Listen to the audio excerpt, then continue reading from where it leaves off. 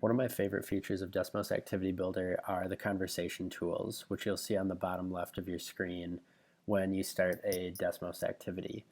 The first option I already have activated, and that's the anonymize feature, and that just makes all of the students' names become an anonymous mathematician. That really helps when you're trying to share work and facilitate discussion, possibly looking at some error analysis and things like that. Students aren't becoming self-conscious that their work is the work that's up on the screen. The second option is teacher pacing, and there's two ways that I can do that. I can lock students into one screen, and then I can just toggle between any of the screens that I want the students to have access to. The other option with teacher pacing would be to have them access multiple screens. So in this activity, students were collecting data and answering some follow-up questions.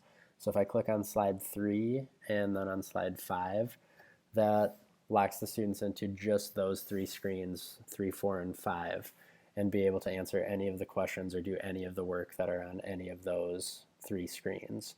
So I could restrict that, and I'll see that come up on the orange bar up top.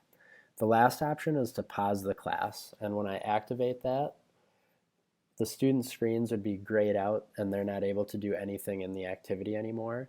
So for example, if we were looking at question 7 and I wanted to make sure that based off some of the responses I was getting, we could have a class discussion or give the students a chance to turn and talk or talk with their group before we discuss this as a class, I can just click pause and make sure that we have that opportunity for all students to really focus on the discussion that we're having in class.